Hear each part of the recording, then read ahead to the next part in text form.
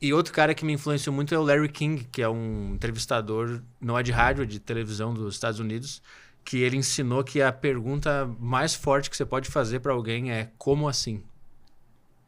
Caramba. E aí, Como assim? Como assim?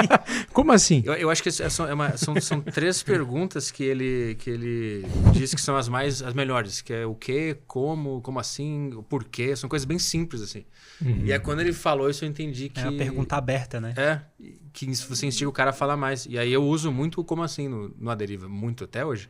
O cara fala alguma coisa que eu não entendi ou que eu acho que pode ter mais profundidade. Assunto, eu só falo como assim.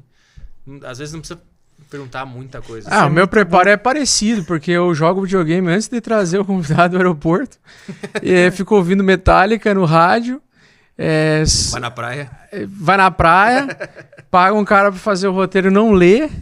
Cara, é uma merda, né, cara? Eu tô aprendendo pra caralho ouvindo isso aí. Então, mas o ideal, por exemplo, o Howard Stern, que é esse cara que eu mencionei, ele tem uma equipe de produtores que prepara ele, né, para as entrevistas. Sim. O ideal é você ter uma equipe, né, mas ele trabalha numa rádio. Ó, Tiagão, prepara aí o teu filho aqui, ó. Todo dia, um dia antes, terça-feira, tu me liga. Treinar, né? E aí tu fala assim, ó, vamos passar, ó, conteúdo por conteúdo aqui. 8 horas de preparação. 8 horas de preparação. Mas, como assim? Mas pra você ver que não... E a pergunta é, como assim? Como assim? Foda-se. Não, mas eu adorei essas dicas dele. Como assim? Por quê? Porque às vezes realmente dá um vazio na mente. Você tá tão concentrado no que o convidado tá falando que não é nem concentrado. Isso é uma pergunta também. Como você consegue ali na hora da entrevista diferenciar o fato de você ser um aprendiz do fato de você ser um entrevistador? Porque às vezes você já deve ter tido muitos ensinamentos, né? Com pesquisadores que você recebeu lá, pessoas que, poxa, tinha muita coisa para ensinar. Como que você fica ali focando na sua cabeça, tá, isso aqui eu vou guardar como aprendizado ou só tô focado para fazer a entrevista?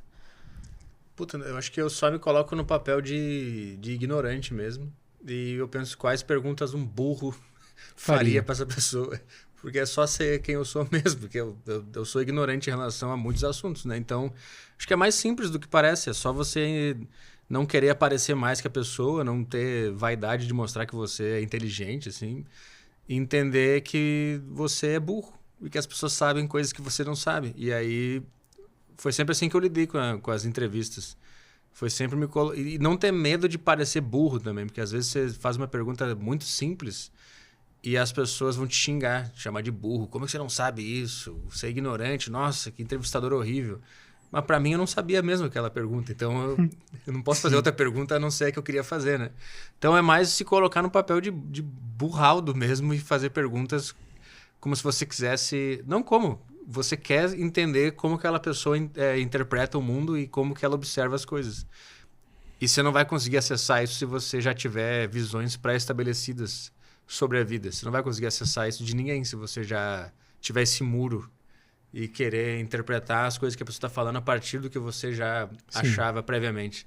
Então, acho que a minha maior vantagem é que, de fato, eu sou ou era muito ignorante em relação a muita coisa. E eu deixei de ser um pouquinho porque eu entrevistei muita gente. Mas acho que essa é isso que eu sempre pensei, assim. Não tenha medo de ser burro e de fazer perguntas que possam parecer estúpidas. Não tenha medo disso. Porque é aí que vai vir o ouro. Porque a pessoa do outro lado também, imagina que ela quer falar coisas para pessoas de fora do seu mundo, assim.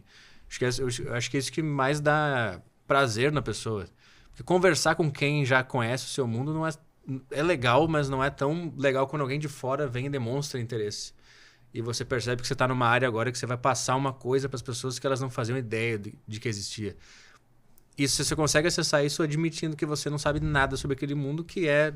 Óbvio que eu exagero dizendo que eu sou burro, né? Mas partindo da sua burrice você vai conseguir acessar esse lugar. Então, tem assim uma técnica de preparo, de ler, eu tenho referências, né, na área, mas também tem essa parte de admitir a sua pequenez perante as pessoas que vão conversar contigo.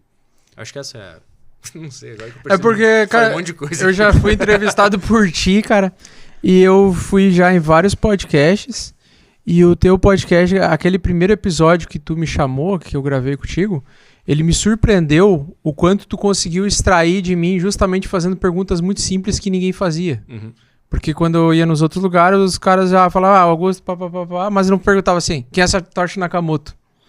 Quem é Satoshi Nakamoto? Sim. Aí tu me fez fazer essa pergunta, aí eu respondia isso, aí cai lá no, sei lá, no algoritmo do YouTube, o cara pesquisar quem é Satoshi Nakamoto, aparece lá. Uhum.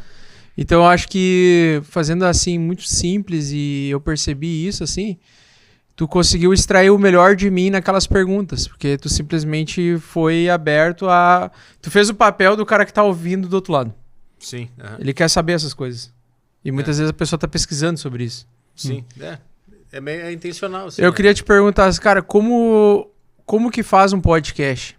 E por que tu fez um podcast? Como que faz? É. Como assim, como que faz? Como tu faz um podcast? E por que a pessoa faz um podcast? Por que tu decidiu fazer? Porque tu era humorista, né? Mas por que tu quis fazer o podcast? No meu caso, eu comecei a fazer podcast sozinho no quarto, né? Como eu mencionei, porque eu queria aprender a me comunicar de maneira cômica. Eu queria...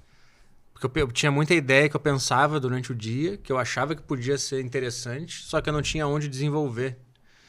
E aí eu peguei o microfone, e também pelo meu amor à rádio, né? Eu sempre escutei rádio, então eu achava muito mágico esse negócio da voz, de você só ouvir a voz de alguém, que era o podcast antigamente, né? Uhum. Não tinha vídeo. Então essa coisa da voz estar criando imagens na sua cabeça, e cenários, e situações e emoções, eu achava muito incrível. Eu sempre escutei rádio desde pequeno. E aí eu descobri stand-up, e o stand-up também gerou em mim isso, essa coisa de gerar cenários e opiniões e pontos de vista que eu nunca tinha parado para pensar. E eu juntei esses dois mundos, o amor a stand-up e a rádio me fez querer desenvolver o meu raciocínio. Uhum. E desenvolver... Tipo assim, naquela época eu olhava essa mesa aqui e aí eu ia pensar por que alguém criou a mesa em primeiro lugar, por exemplo. Eu ia ficar 15 minutos falando sobre isso livremente, assim, só para deixar os pensamentos chegarem em algum lugar engraçado ou interessante, no mínimo. Então eu comecei para entender como é que a minha cabeça poderia funcionar nessa dinâmica. De desenvolver um raciocínio cômico sobre as coisas. E eu fui descobrindo, conforme eu abria o microfone para falar, como que isso funcionava. Então, eu comecei por causa disso.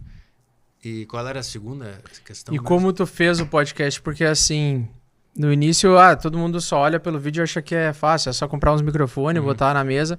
Mas qual foi a dificuldade assim, que tu sentiu? Ou tu não sentiu dificuldade nenhuma? Tu já imaginava que criar uma estrutura assim era rápido de fazer?